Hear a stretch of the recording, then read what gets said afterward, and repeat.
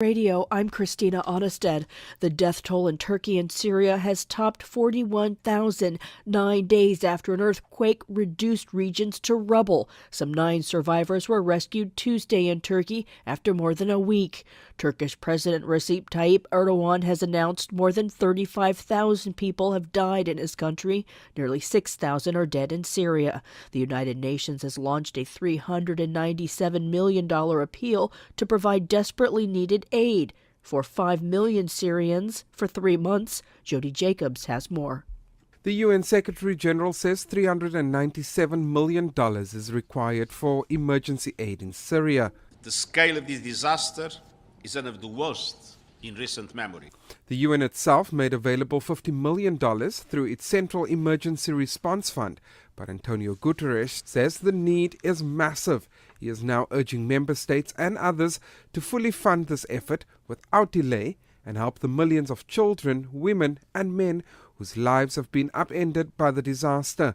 A similar appeal is being planned for Turkey. Jody Jacobs, New York.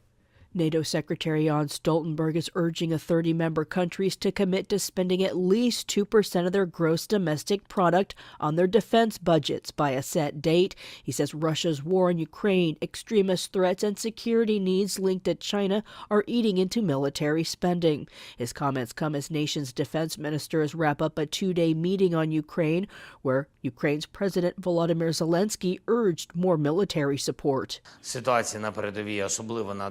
The situation on the front line, especially in Donetsk and Luhansk, remains very difficult. The battles are literally for every metre of Ukrainian land. We got confirmation from our partners about more air defence weapons, more tanks, more artillery and shells, more training for our military.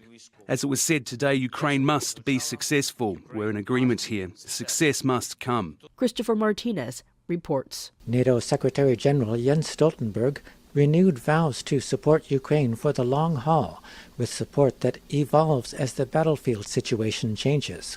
He spoke at the 2-day meeting of NATO defense ministers in Brussels, Belgium, where he said the meeting comes at a critical time. This has become a grinding war of attrition, and therefore it's also a battle of logistics, and this is a huge effort by allies to actually be able to get in the ammunition, the fuel, the spare parts which are needed.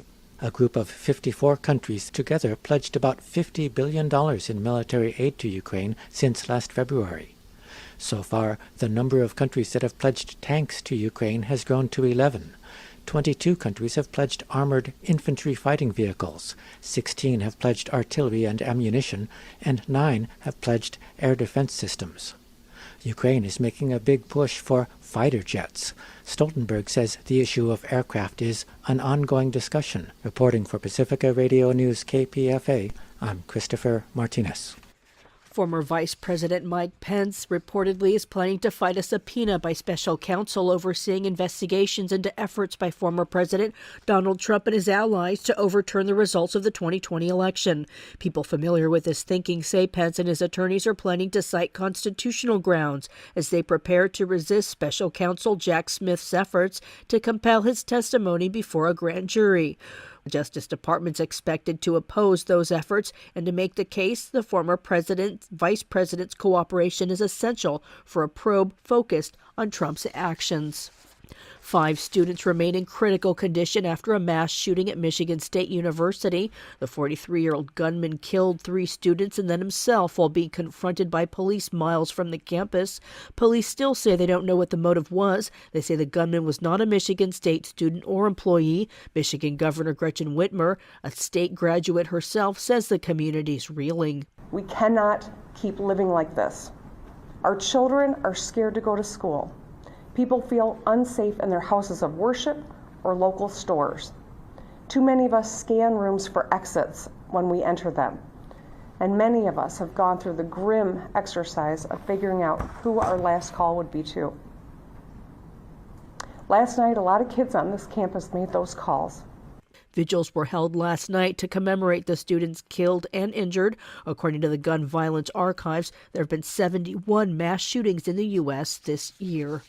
President Joe Biden and Treasury Secretary Janet Yellen have warned of a potential economic crisis if a deal isn't reached to increase the federal debt ceiling. They raised the alarm during speeches to the National Association of Counties, which was holding a conference in Washington.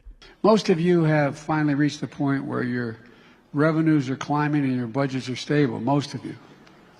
And so I know that you share my concern that some in Congress are putting that progress at risk by threatening to have America default on its debt, which would be catastrophic for counties and the country. In fact, even coming close to default will raise borrowing costs, make it harder to finance key projects in your communities. House Republicans are demanding unspecified spending cuts. Biden says the government must pay its incurred financial obligations and insists Congress raise the limit without conditions. I'm Christina Onnested, reporting for Pacifica Radio.